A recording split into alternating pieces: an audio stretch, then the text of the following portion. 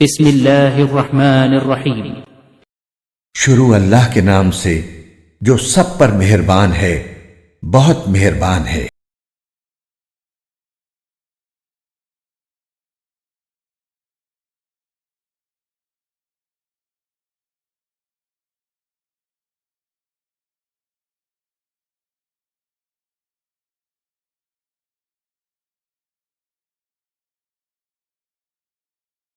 اے ایمان والو، معاہدوں کو پورا کرو۔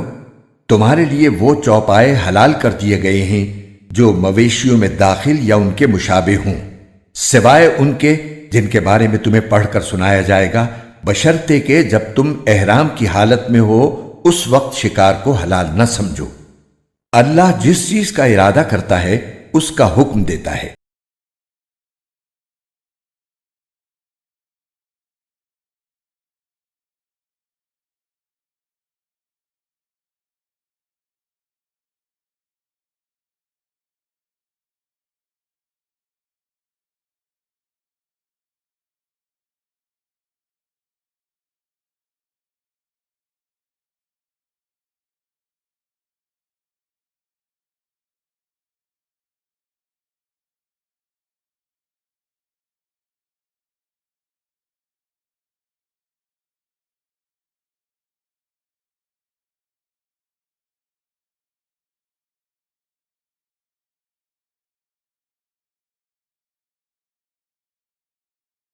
نہ اللہ کی نشانیوں کی بے حرمتی کرو، نہ حرمت والے مہینے کی، نہ ان جانوروں کی جو قربانی کے لیے حرم لے جائے جائیں، نہ ان پٹوں کی جو ان کے گلے میں پڑے ہوں، اور نہ ان لوگوں کی جو اللہ کا فضل اور اس کی رضامندی حاصل کرنے کی خاطر بیت الحرام کا ارادہ لے کر جا رہے ہوں۔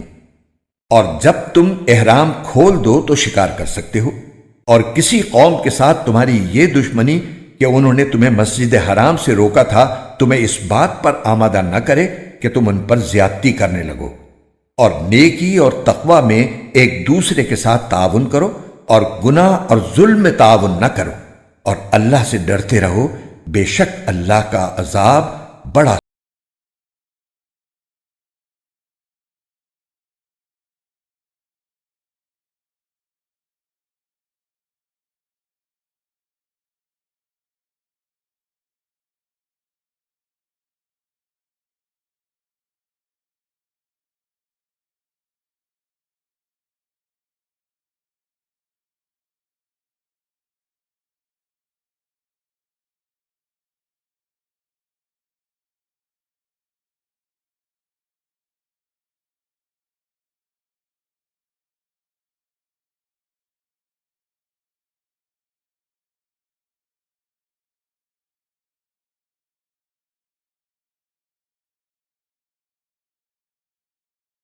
تم پر مردار جانور اور خون اور سور کا گوشت اور وہ جانور حرام کر دیا گیا ہے جس پر اللہ کے سوا کسی اور کا نام پکارا گیا ہو، اور وہ جو گلا گھٹنے سے مرا ہو، اور جسے چوٹ مار کر ہلاک کیا گیا ہو، اور جو اوپر سے گر کر مرا ہو، اور جسے کسی جانور نے سینگ مار کر ہلاک کیا ہو، اور جسے کسی درندے نے کھا لیا ہو، الا یہ کہ تم اس کے مرنے سے پہلے اس کو ذبح کر چکے ہو۔ اور وہ جانور بھی حرام ہے جسے بتوں کی قربان گاہ پر ذبح کیا گیا ہو۔ اور یہ بات بھی تمہارے لیے حرام ہے کہ تم جوئے کے تیروں سے گوشت وغیرہ تقسیم کرو۔ یہ ساری باتیں سخت گناہ کی ہیں۔ آج کافر لوگ تمہارے دین کے مغلوب ہونے سے نا امید ہو گئے ہیں، لہذا ان سے مت ڈرو اور میرا ڈر دل میں رکھو۔ آج میں نے تمہارے لیے تمہارا دین مکمل کر دیا، تم پر اپنی نعمت پوری کر دی، اور تمہارے لیے اسلام کو دین کے طور پر ہمیشہ کے لیے پسند کر لیا، لہذا اس دین کے احکام کی پوری پابندی کرو۔ ہاں، جو شخص شدید بھوک کے عالم میں بالکل مجبور ہو جائے اور اس مجبوری میں ان حرام چیزوں میں سے کچھ کھا لے، بشرطے کہ گناہ کی رغبت کی بنا پر ایسا نہ کیا ہو، تو بے شک اللہ بہت معاف کرنے والا، بڑا مہربان ہے۔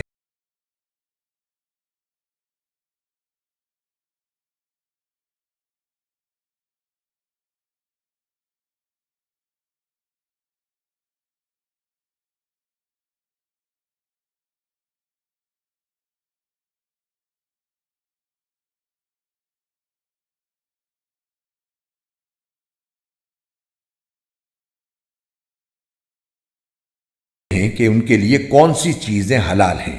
کہہ دو کہ تمہارے لیے تمام پاکیزہ چیزیں حلال کی گئی ہیں، اور جن شکاری جانوروں کو تم نے اللہ کے بتائے ہوئے طریقے کے مطابق سکھا کر شکار کے لیے سدھا لیا ہو، وہ جس جانور کو شکار کر کے تمہارے لیے روک رکھیں اس میں سے تم کھا سکتے ہو، اور اس پر اللہ کا نام لیا کرو اور اللہ سے ڈرتے رہو۔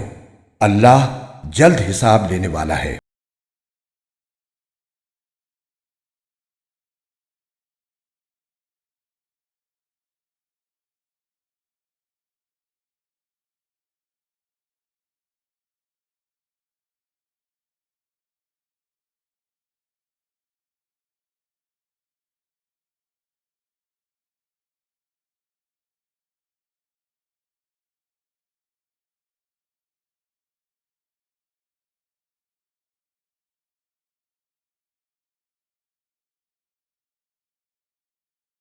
آج تمہارے لیے پاکیزہ چیزیں حلال کر دی گئی ہیں، اور جن لوگوں کو تم سے پہلے کتاب دی گئی تھی ان کا کھانا بھی تمہارے لیے حلال ہے، اور تمہارا کھانا ان کے لیے حلال ہے۔ نیز مومنوں میں سے پاک دامن عورتیں بھی اور اہل کتاب میں سے پاک دامن عورتیں بھی تمہارے لیے حلال ہیں، جبکہ تم نے ان کو نکاح کی حفاظت میں لانے کے لیے ان کے مہر دے دیے ہوں، نہ تو بغیر نکاح کے صرف ہوس نکالنا مقصود ہو اور نہ خفیہ آشنائی پیدا کرنا۔ اور جو شخص ایمان سے انکار کرے اس کا سارا کیا دھرا غارت ہو جائے گا، اور آخرت میں اس کا شمار خسارہ اٹھانے والوں میں ہوگا۔ آسان تیرے جی میم قرآن۔ مفسر مفتی محمد تقی۔ سورت نمبر 18 الف، آیت نمبر 7۔ تفسیر۔ حضرت کو مشرکین کے کفر اور معاندانہ طرز عمل سے سخت صدمہ ہوتا تھا۔ ان آیات میں آپ کو تسلی دی گئی ہے کہ یہ دنیا تو لوگوں کے امتحان کے لیے بنائی گئی ہے، تاکہ یہ دیکھا جائے کہ کون ہے جو دنیا کی سجاوٹ میں محو ہو کر اللہ تعالیٰ کو بھول جاتا ہے، اور کون ہے جو اس کو اللہ تعالیٰ کے احکام کے مطابق استعمال کر کے اپنے لیے آخرت کا ذخیرہ بناتا ہے۔ اور جب یہ امتحان گاہ ہے تو اس میں وہ لوگ بھی ہوں گے جو امتحان میں کامیاب ہوں گے، اور وہ بھی جو ناکام ہوں گے۔ لہذا اگر یہ لوگ کفر و شرک کا ارتکاب کر کے امتحان میں ناکام ہو رہے ہیں تو اس میں نہ کوئی تعجب کی بات ہے، اور نہ اس پر آپ کو اتنا افسوس کرنا چاہیے کہ آپ اپنی جان کو گلا بیٹھیں۔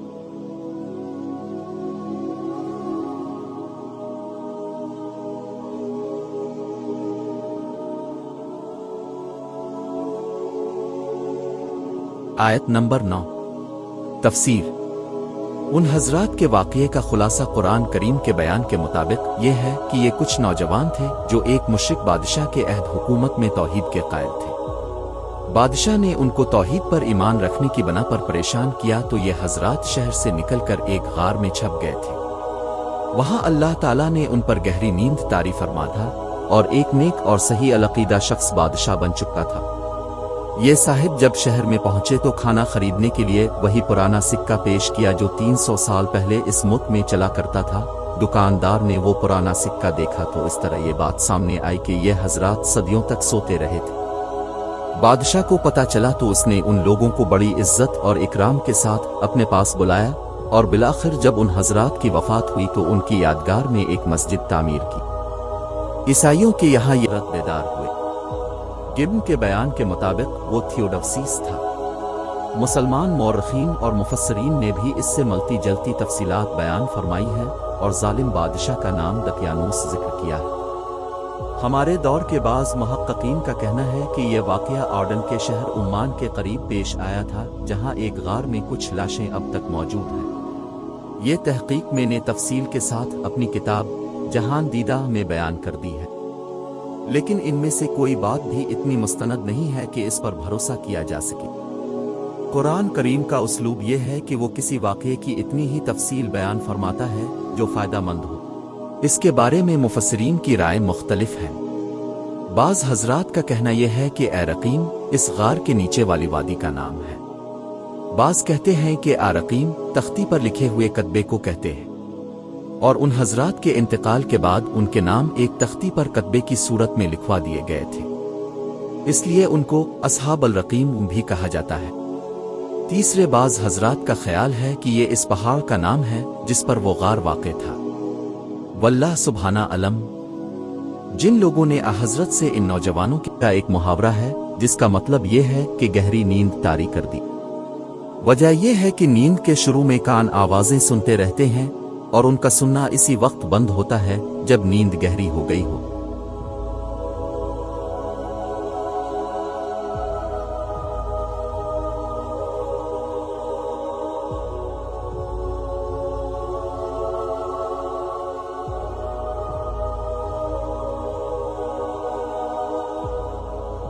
ہوئے تو آپس میں گفتگو کرنے لگے کہ وہ کتنی دیر سوئے ہیں، اسی کی طرف اشارہ ہے۔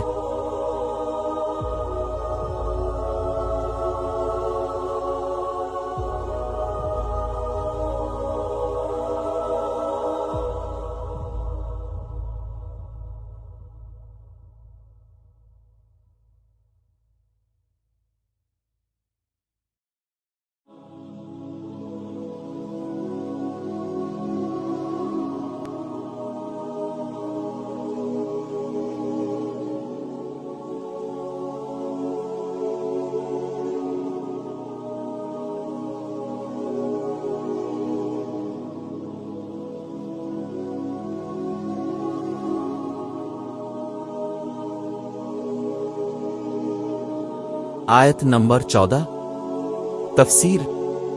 ابن کثیر کی ایک روایت سے معلوم ہوتا ہے کہ جب بادشاہ کو ان کے عقیدے کا پتہ لگا تو اس نے انہیں اپنے دربار میں طلب کر لیا اور ان سے ان کے عقیدے کے بارے میں پوچھا تو انہوں نے بڑی بے باکی سے توحید کا عقیدہ بیان کیا جس کا آگے ذکر آ رہا ہے۔ دل کی اسی مضبوطی کا حوالہ اس آیت میں دیا گیا ہے۔